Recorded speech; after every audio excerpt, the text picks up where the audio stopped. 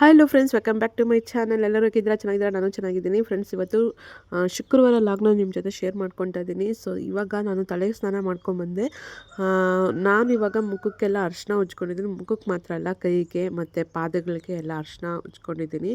ಹಾಗೆ ತಲೆನೂ ಕೂಡ ಚೆನ್ನಾಗಿ ಆರಿಸ್ಕೊಂಡಿದ್ದೀನಿ, ಯಾವುದೇ ಥರ ನನಗೆ ಕೋಲ್ಡ್ ಆಗಬಾರ್ದು ಅಂತ. ನನಗೆ ಮೊದಲೇ ಈ ಚಳಿಗಾಲದಲ್ಲಿ ಕೋಲ್ಡ್ ಆಗೋದು ಜಾಸ್ತಿ. ಸೊ ಈ ಟೈಮಲ್ಲಿ ನಾನು ಏನಾದರೂ ತಲೆಗೆ ಸ್ನಾನ ಮಾಡಿದ್ರೆ ಜಾಸ್ತಿ ಆಗುತ್ತೆ ನನಗೆ ಕೋಲ್ಡು. ಅದಕ್ಕೆ ಇಷ್ಟೊಂದೆಲ್ಲ ನಾನು ಇದು ತೊಗೊತೀನಿ. ಹಾಗೆ ಸೌಭಾಗ್ಯ ಶುಂಠಿ ಅಂತ ಬರುತ್ತೆ, ಬಾಣಂತಿಯರು ಹಾಕ್ಕೊಳ್ಳೋದು, ಅದನ್ನು ಕೂಡ ಹಾಕ್ಕೊಂಡೆ. ಆಮೇಲೆ ಬಿಸಿ ಬಿಸಿ ನೀರು ಕುಡಿದೆ. ಸೊ ಬೆಚ್ಚಗೆ ಹೆಂಗಿರಬೇಕು ಹಂಗಿದ್ದೀನಿ. ಕಿವಿಗೆ ಒಂದು ಸ್ವಲ್ಪ ಹತ್ತಿನೂ ಇಟ್ಕೊಂಡೆ. ಅದಾದಮೇಲೆ ನಾನು ಒಂದು ಸ್ವಲ್ಪ ಬರೆಯೋಣ ಅಂತ ಅಂದ್ಬಿಟ್ಟು ಬರೆಯೋಕೆ ಕೂತಿದ್ದೀನಿ. ಹಾಗೆ ಇವತ್ತು ನಾನು ಹಾಕ್ಕೊಂಡಿರೋ ನೈಟಿ ಇದು ಯಾವಾಗ ತಗೊಂಡಿದ್ದು ಅಂತಂದರೆ, ನನ್ನ ಮೊದಲನೇ ಪ್ರೆಗ್ನೆನ್ಸಿಯಲ್ಲಿದ್ದಾಗ ಅವಾಗ ತಗೊಂಡಿರೋದು. ಸೊ ಇಷ್ಟು ದಿವಸ ಅದು ಎಲ್ಲಿ ಹೋಗಿತ್ತೋ, ಯಾವುದೋ ಒಂದು ಮೂಟೆಯಲ್ಲಿ ಸೇರ್ಕೊಂಡ್ಬಿಟ್ಟಿತ್ತು. ಸೊ ನಾವು ನೆನ್ನೆ ಮೂಟೆ ತೆಗೆದಾಗ ಇದು ಸಿಕ್ತು. ಸೊ ಫಸ್ಟು ವಾಷಿಂಗ್ ಮಿಷಿನ್ಗೆ ಹಾಕ್ಬಿಟ್ಟು ಕ್ಲೀನಾಗಿ ಡೆಟಾಲಲ್ಲಿ ವಾಷಿಂಗ್ ಮಿಷಿನಲ್ಲಿ ಹಾಕಿ ವಾಶ್ ಮಾಡಿಸ್ಬಿಟ್ಟು ಆಮೇಲೆ ಹಾಕ್ಕೊಂಡಿದ್ದೀನಿ. ಇದು ನೈಟಿ ನನಗಿದು ಸಖತ್ ಇಷ್ಟ, ತುಂಬ ಚೆನ್ನಾಗಿರುತ್ತೆ ಇದು ನೈಸಾಗಿ.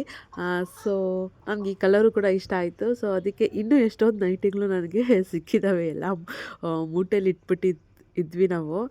ಆಮೇಲೆ ನಾನು ಒಂದು 2-3 ನೈಟಿಗಳು ಕೂಡ ತಗೊಂಡೆ. ಆಮೇಲೆ ಫೀಡಿಂಗ್ ಮಾಡೋಕ್ಕೆ ಈಸಿ ಆಗುತ್ತೆ ಮಗು ಆದಮೇಲೆ ಅಂತ ಅಂದ್ಬಿಟ್ಟು ತೊಗೊಂಡೆ. ಇಷ್ಟು ಇತ್ತು ಗೊತ್ತಾ ನೈಟಿಗಳು. ಸುಮ್ಮನೆ ದುಡ್ಡು ಕೊಟ್ಟು ಹೊಸ ನೈಟಿಗಳು ತೊಗೊಂಡಲ್ಲ ಅಂತ ಬೇಜಾರಾಯಿತು. ಇರಲಿ ಬಿಡು, ಹಾಗೆ ಇವಾಗೂ ಯೂಸ್ ಮಾಡೋಣ ಅಂತ ಅಂದ್ಬಿಟ್ಟು ಇವಾಗ ಹಳೆ ನೈಟಿಗಳನ್ನೇ ನಾನು ಯೂಸ್ ಮಾಡ್ತಾಯಿದ್ದೀನಿ. ಹಾಗೆ ಇವತ್ತು ಓದ್ಕೊತಾ ಇದ್ದೀನಿ. ನಾನು ಹೇಳೋದ್ನಲ್ಲ, CTETಗೆ ಪ್ರಿಪೇರ್ ಆಗ್ತಾಯಿದ್ದೀನಿ ಅಂತ. ನಾನು ಒಂದು ಲಾಗ್ ಮಾಡ್ತೀನಿ, CTETಗೆ ಹೇಗೆ ಪ್ರಿಪ್ರೇಷನ್ ಆಗ್ತಾಯಿದ್ದೀನಿ, ಯಾವ ಬುಕ್ ತೊಗೊಂಡಿದ್ದೀನಿ, ಹೇಗೆ ಓದ್ಕೊತಾ ಇದ್ದೀನಿ ಅನ್ನೋದನ್ನ ನಿಮ್ಮ ಜೊತೆ ಶೇರ್ ಮಾಡ್ಕೊಳ್ತೀನಿ. ಅದು ಕೆಲವ್ರಿಗೆ ಯಾರಿಗಾದ್ರೂ ಯೂಸ್ ಆಗ್ಬೋದು. ಆಮೇಲೆ ಈಗ ನನ್ನ ಪ್ರಿಪ್ರೇಷನ್ ಅಂತೂ ಹೇಗೆ ನಡೀತಾ ಇದೆ ಅಂದರೆ, ಹೋಗ್ತಾನೇ ಇದೆ. ಅದ್ರ ಬಗ್ಗೆ ನಾನು ಲಾಗ್ ಮಾಡ್ತೀನಿ. ಸೊ ಓದ್ಕೊಳಕ್ಕಂತೂ ಟೈಮ್ ಆಗ್ತಾನೇ ಇಲ್ಲ. ನಾನು ಯಾವಾಗೂ ಇಂಟ್ರೆಸ್ಟಾಗಿ ಓದೋಕ್ಕೆ ಕುತ್ಕೋತೀನಿ, ಅವಾಗೆ ನನ್ನ ಮಗ ಹ್ಞೂ ಅಂತ ಅಳಕ್ಕೆ ಶುರು ಮಾಡ್ತಾನೆ. ಸೊ ಹಿಂಗಿದ್ರೆ ಆಗಲ್ಲ ಅಂತ ಅಂದ್ಬಿಟ್ಟು ಫೀಡಿಂಗ್ ಮಾಡಿಬಿಡೋದು ಆಂಟಿ ಕೈಯಲ್ಲಿ, ಇಲ್ಲ ನನ್ನ ಹಸ್ಬೆಂಡ್ ಕೈಯಲ್ಲಿ ಮಗುನ ಕೊಟ್ಬಿಡೋದು, ಇಲ್ಲ ಮಲಗಿದ್ರೆ ಮಲಗಿಸ್ಬಿಡೋದು. ಈ ರೀತಿ ಮಾಡ್ತಾಯಿದ್ದೀನಿ. ನನ್ನ ಮಗ ಇವಾಗ ಸ್ವಲ್ಪ ಆಟ ಆಡೋಕ್ಕೆ ಶುರು ಮಾಡಿದ್ದಾನೆ. ಒಂದು ಸ್ವಲ್ಪ ಹೊತ್ತು ಎದ್ದಿರ್ತಾನೆ ಆಟ ಆಡಿಕೊಂಡು, ರಾತ್ರಿಯೆಲ್ಲ ಹಾಗೆ ಮಾಡ್ತಿರ್ತಾನೆ. ಸೊ ಆ ಟೈಮಲ್ಲಿ ಓದೋಕ್ಕಾಗಲ್ಲ. ಸೊ ಇದು ನನ್ನ ಹಸ್ಬೆಂಡು ಬೇಲೂರಿಗೆ ಹೋಗಿದ್ರು ಅಂತ ಹೇಳಿದ್ದಲ್ಲ. ಸೊ ಅಲ್ಲಿಂದ ಮನೆ ದೇವರು ದೇವಸ್ಥಾನದಿಂದ ಪ್ರಸಾದ ತಂದಿದ್ದಾರೆ. ಸೊ ಅದನ್ನು ಮನೇಲಿ ಎಲ್ಲರಿಗೂ ಕೊಟ್ವಿ, ತಿಂದ್ವಿ. ಈಗ ನನ್ನ ಮಗಳು ಕೂಡ ತಿಂದಳು. ಆಮೇಲೆ ಅವಳಿಗೆ ನೀರು ಬೇಕು ಅಂದಿದ್ದಕ್ಕೆ ಇಲ್ಲಿ ಅವ್ರ ಅಜ್ಜಿ ನೀರು ಕೊಡ್ತಾಯಿದ್ದಾರೆ. ಇನ್ನೊಂದು ಸ್ವಲ್ಪ ಲಡ್ಡು ಇತ್ತು ತಿನ್ನು ಅಂತಂದರೆ ನೀರು ಕುಡಿತೀನಿ ಅಂತ ನೀರು ಕುಡಿತಾ ಇದ್ದಾಳೆ ಕೃತಿಕ್ಷಾ. ಸೊ ಇದಾದಮೇಲೆ ಫ್ರೆಂಡ್ಸ್, ನೆಕ್ಸ್ಟ್ ಡೇ ನಾವಿವತ್ತು ಎಲ್ಲಿಗೆ ಹೋಗ್ತಾ ಇದ್ದೀವಿ ಅಂತಂದರೆ, ಚಿಂತಾಮಣಿಗೆ ಹೋಗ್ತಾ ಇದ್ದೀವಿ. ಯಾಕೆ ಏನು ಅಂತ ಹೇಳ್ತೀನಿ, ಲಾಗ್ ಪೂರ್ತಿ ನೋಡಿ. ಲಾಗ್ ಇಷ್ಟ ಆದರೆ ಲೈಕ್ ಮಾಡಿ, ಕಮೆಂಟ್ ಮಾಡಿ, ಶೇರ್ ಮಾಡಿ, ಹಾಗೆ ನನ್ನ ಚಾನಲ್ಗೆ ಸಬ್ಸ್ಕ್ರೈಬ್ ಆಗಿ. ಸೊ ನೋಡಿ, ಇವತ್ತು ನಾವು ಸಿಂಪಲಾಗಿ ಈ ರೀತಿ ರೆಡಿ ಆಗಿದ್ದೀವಿ. ನಿಜ ಹೇಳ್ಬೇಕಂದ್ರೆ ನನಗೆ ಇವಾಗ ಎಲ್ಲೇ ಹೋಗ್ಬೇಕಂದ್ರೂ ಕೂಡ ಚೆನ್ನಾಗಿ ರೆಡಿ ಆಗಬೇಕು ಅಂತ ಅನಿಸೋದೇ ಇಲ್ಲ. ಮನೇಲಿ ಹೇಳ್ತೀನಲ್ಲ, ಚೆನ್ನಾಗಿ ರೆಡಿ ಆಗಬೇಕು ಅಂತಲೇ ಅನಿಸೋದಿಲ್ಲ. ಮೋಸ್ಟ್ಲಿ ಮಗು ಕಡೆ ಗಮನ ಜಾಸ್ತಿನೂ. ಬಾಣಂತಿ ಅವ್ರಿಗೆ ಅಷ್ಟೊಂದು ಚೆನ್ನಾಗಿ ರೆಡಿ ಆಗಬೇಕು ಅಂತ ಅನಿಸಲ್ಲೇನೋ. ಒಂದು 2-3 ತಿಂಗಳು ನನಗಂತೂ ಅಷ್ಟೇ. ಒಂದು 3-4 ತಿಂಗಳು ಆದಮೇಲೆ ಆವಾಗ ನನಗೆ ಅನಿಸುತ್ತೆ ಚೆನ್ನಾಗಿ ರೆಡಿ ಆಗೋಣ ಅಂತ. ನನಗಿವಾಗ ಯಾಕೋ ಇಂಟ್ರೆಸ್ಟೇ ಬರೋಲ್ಲ ರೆಡಿ ಆಗೋಕ್ಕೆ. ಸೊ ಇವಾಗ ನಮ್ಮ ಜರ್ನಿ ಸ್ಟಾರ್ಟ್ ಆಗಿದೆ. ಸೊ ನನ್ನ ಹಸ್ಬೆಂಡು ನೋಡಿ, ಅವರು ಡ್ರೈವ್ ಮಾಡ್ತಾಯಿದ್ದಾರೆ. ನಾನು ಮಗುನ ಕೂರಿಸ್ಕೊಂಡು, ಅದೇ ಕೃತಿಕ್ಷನ ಕೂರಿಸ್ಕೊಂಡು ಮುಂದೆ ಕೂತಿದ್ದೀನಿ. ಹಿಂದುಗಡೆ ಆಂಟಿ ಮತ್ತು ನನ್ನ ಮಗ. ಸೊ ನೋಡಿ, ಅಲ್ಲಿ ಪಾಪುನ ಮಲಗಿಸಿದ್ದೀವಿ. ಅನ್ಕೋಬೋದು ನೀವು, ಗಾಡಿ ಹೋಗ್ತಾ ಇದೆಯಲ್ಲ, ಮಗುಗೆ ಸೇಫ್ಟಿ ಇರಲ್ಲ ಅಂತ.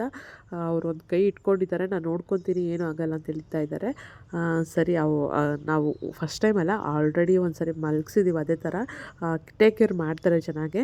ಆಮೇಲೆ ನನ್ನ ಹಸ್ಬೆಂಡಿಗೆ ಕೂಡ ನಿಧಾನಕ್ಕೆ ಓಡಿಸ್ತಾಯಿದ್ರು. ಇದಾದಮೇಲೆ ಅಪೋಲೋ ಮೆಡಿಕಲ್ ಶಾಪ್ಗೆ ಬಂದ್ವಿ. ಇಲ್ಲಿ ಪಾಪುಗೆ ಕಿಂಡರ್ ಜಾಯ್ ಕೊಡಿಸಿದೆ. ಇದಾದಮೇಲೆ ಸೊ ನೋಡಿ, ನಾವು ಎಲ್ಲಿ ಬಂದಿದ್ದೀವಿ ಅಂದರೆ ಚಿಂತಾಮಣಿಗೆ ಬಂದಿದ್ದೀವಿ. ಏನಕ್ಕೆ ಅಂದರೆ ಮನೆ ನೋಡೋಕ್ಕೆ ಬಂದಿದ್ದೀವಿ.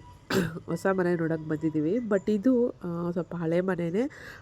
ನಾನಿದು ತೋರ್ಸೋದು ಬೇಡ ಅಂತ ಅಂದ್ಕೊಂಡಿದ್ದೆ, ಯಾಕಂದರೆ ನಾವು ಒಪ್ಕೊಳ್ಳಲಿಲ್ಲ ಈ ಮನೆ. ಕೆಳಗಡೆ ರೈಸ್ ಮಿಲ್ ಇದೆ, ಅದ್ರದ್ದೊಂದು ತುಂಬ ಸೌಂಡು. ಮತ್ತು ಹಳೆ ಮನೆ ಅಲ್ವಾ, ನಮಗೆ ಅಡ್ಜಸ್ಟ್ ಆಗಲ್ಲ ಅಂತ ಅನ್ನಿಸ್ತು. ಅದಕ್ಕೆ ನಾವು ಈ ಮನೆ ಬೇಡ ಅಂತಂದ್ವಿ. ಇದೇ ಫಸ್ಟ್ ಮನೆ ನೋಡಿದ್ದು. ನಮ್ಮವರು ಬಾಡಿಗೆ ಕಡಿಮೆ ಇದೆ ಅಂತ ಅಂದ್ಬಿಟ್ಟು ಓಕೆ ಅಂತ ಅಂದ್ಕೊಂಡಿದ್ರು. ಅಡುಗೆ ಮನೆ ನಂಗೆ ಸೆಟ್ಟೇ ಆಗಿಲ್ಲ. ನಮ್ಮ ಸ್ಟವ್ವೇ ಇಡಿಸೋದಿಲ್ಲ ಅಡುಗೆ ಮನೇಲಿ. ಆ ಕಟ್ಟೆಯಲ್ಲಿ ಇಷ್ಟು ಚಿಕ್ಕದಾಗಿದೆ ನೋಡಿ ಕಟ್ಟೆ. ನಮ್ಮ ಸ್ಟವ್ವೇ ಆಗಲ್ಲ ಇಲ್ಲಿ ಇಡೋಕ್ಕೆ ಅಂತ ಅಂತ ಅಂದ್ಕೊಂಡ್ವಿ. ಆಮೇಲೆ ಡೈನಿಂಗ್ ಟೇಬಲ್ ಮಾತ್ರ ದೊಡ್ಡದಾಗಿದೆ. ಸೊ ನಂಗಂತೂ ಆ ಮನೆ ಇಷ್ಟ ಆಗಲಿಲ್ಲ. ಆಮೇಲೆ ಪಾರ್ಕಿಗೆ ಬಂದಿದ್ದೀವಿ ನೋಡಿ. ಇಲ್ಲಿ ಪಾರ್ಕ್ಗೆ ಬಂದು ವೆಯ್ಟ್ ಮಾಡ್ತಾಯಿದ್ವಿ ನಮ್ಮವ್ರಿಗೋಸ್ಕರ. ಇನ್ನೊಂದು ಮನೆ ಇದೆ, ನೋಡ್ಕೊಂಡು ಹೋಗೋಣ ಅಂತ ಹೇಳಿದ್ರು. ಸೊ ಅದಕ್ಕೆ ನಾನು, ನನ್ನ ಮಗಳು ಮತ್ತು ನನ್ನ ಮಗನ ಆಂಟಿ ಎತ್ಕೊಂಡಿದ್ದಾರೆ. ಸೊ ಇವಾಗ ಪಾರ್ಕೆಲ್ಲ ಇವ್ಳಿಗೊಂದು ರೌಂಡ್ ಹಾಕ್ಸ್ಬೇಕು ಅಂದಿದ್ದಕ್ಕೆ ಒಂದು ರೌಂಡ್ ಹಾಕ್ಸ್ಕೊಂಬಂದೆ ಅಷ್ಟೇ. ಚಿಂತಾಮಣಿಗೆ ಬಂದಾಗೆಲ್ಲ ನಾವು ಇದೇ ಪಾರ್ಕ್ಗೆ ಬಿಡ್ತೀವಿ. ಯಾಕೆ ಅಂತಂದರೆ ನಾವು ಒಂದು ಸ್ವಲ್ಪ ಟೈಮ್ನ ಇಲ್ಲಿ ಇನ್ವೆಸ್ಟ್ ಮಾಡ್ತೀವಿ. ನಮ್ಮ ಅಮೂಲ್ಯವಾದ ಸಮಯನ ಇಲ್ಲೇ ಇನ್ವೆಸ್ಟ್ ಮಾಡ್ತೀವಿ. ಯಾಕಂತಂದರೆ ನನ್ನ ಹಸ್ಬೆಂಡ್ ಎಲ್ಲಿಗಾದ್ರೂ ಹೋಯ್ತು ಅಂತಂದರೆ ATM ಡ್ರಾ ಮಾಡ್ಕೊಂಬರ್ತೀನಿ. ಅದಕ್ಕೆ ಇದಕ್ಕೆ ಅಂತ ಏನಾದರೂ ಹೋಯ್ತು ಅಂದರೆ ಎಷ್ಟೊತ್ತಾದರೂ ಬರೋಲ್ಲ. ಅದಕ್ಕೆ ಇಲ್ಲೇ ನಾವು ವೆಯ್ಟ್ ಮಾಡ್ತಿರ್ತೀವಿ. ಇದಾದಮೇಲೆ ನೋಡಿ, ನಾವು ಓಕೆ ಮಾಡಿರೋಂಥ ಮನೆ ಇದು. ಸೊ ನಾವು ನೆಕ್ಸ್ಟ್ ಇದೇ ಮನೆಗೆ ಬರ್ತಾಯಿದ್ದೀವಿ, ಬಾಡಿಗೆ ಮನೆಗೆ ಬರ್ತಾಯಿದ್ದೀವಿ. ಇದು ಹೊಸ ಮನೆಯೇ. ಇದು ಇಷ್ಟ ಆಯಿತು. ನಿಜ ಹೇಳಬೇಕಂದ್ರೆ ನಮಗೆ 2 ಟಾಯ್ಲೆಟ್ ಇರಲೇಬೇಕು. ಯಾಕಂತಂದರೆ ಟಾಯ್ಲೆಟ್ಗೆ ಹೋಗೋರು ಬರೀ ಟಾಯ್ಲೆಟ್ಗೆ ಹೋಗಿ ಮುಗಿಸ್ಕೊಂಡು ಬರೋಲ್ಲ, ಮೊಬೈಲ್ ಕೂಡ ಇಟ್ಕೊಂಡು 10-20 ನಿಮಿಷ ಟೈಮ್ ತೊಗೊಳ್ಳೋರು ಇದ್ದಾರೆ ನಮ್ಮ ಮನೇಲಿ. ಅವ್ರು ಯಾರು ಅಂತ ಹೇಳೋಕ್ಕಾಗಲ್ಲ.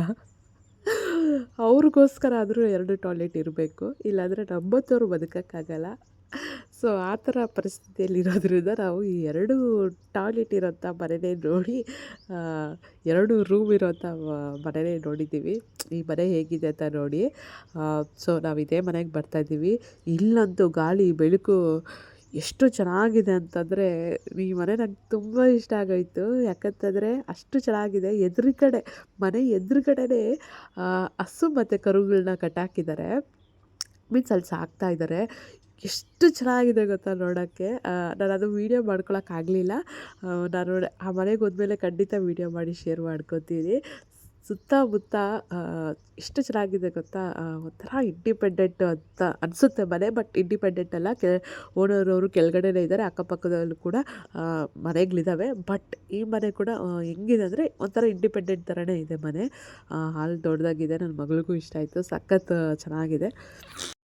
ಸೊ ಹಾಗೆ ನಾವು ಸ್ವಂತ ಮನೆ ಇರುವಾಗ ನಾವು ಯಾಕೆ ಬಾಡಿಗೆ ಮನೆ ನೋಡ್ತಾ ಇದ್ದೀವಿ, ಯಾಕೆ ಬಾಡಿಗೆ ಮನೆಗೆ ಬರ್ತಾಯಿದ್ದೀವಿ ಅನ್ನೋದನ್ನ ನಾನು ಮುಂದಿನ ಲಾಗ್ಸಲ್ಲಿ ನಿಮ್ಮ ಜೊತೆ ಶೇರ್ ಮಾಡ್ಕೊತೀನಿ.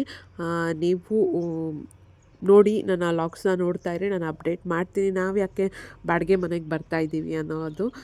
ಸೊ ಹೀಗೆ ಲಾಗ್ ನೋಡ್ತಾ ಇರಿ. ನಿಮ್ಗೆ ಈ ಲಾಗ್ ಇಷ್ಟ ಆಯಿತು ಅನಿಸುತ್ತೆ. ಈ ಲಾಗ್ ಇಷ್ಟ ಆಯಿತಾ? ಈ ಲಾಗ್ ಇಷ್ಟ ಆಗಿದ್ದರೆ ಪ್ಲೀಸ್ ಲೈಕ್ ಮಾಡಿ, ಕಮೆಂಟ್ ಮಾಡಿ, ಶೇರ್ ಮಾಡಿ. ಯಾಕೆ ನನ್ನ ಚಾನಲ್ಗೆ ಸಬ್ಸ್ಕ್ರೈಬ್ ಆಗಿ. ಸೊ ನಾನು ಯಾಕೆ ಲಾಗ್ಸ್ ಜಾಸ್ತಿ ಮಾಡ್ತಾಯಿಲ್ಲ ಅಂದರೆ, ಇವಾಗ ನಾನು ಪ್ರಿಪ್ರೇಷನಲ್ಲಿದ್ದೀನಿ, ಸ್ಟಡೀಸ್ ಮಾಡ್ತಾಯಿದ್ದೀನಿ, CTETಗೆ ಪ್ರಿಪೇರ್ ಆಗ್ತಾಯಿದ್ದೀನಿ, ನೋಟ್ಸ್ ಮಾಡ್ತಾಯಿದ್ದೀನಿ. ಅದಕ್ಕೆ ನನಗೆ ಆಗ್ತಾಯಿಲ್ಲ. ಸೊ ಬಟ್ ಆದಷ್ಟು ನಾನು ಟ್ರೈ ಮಾಡ್ತೀನಿ. Thanks for watching. Bye everyone.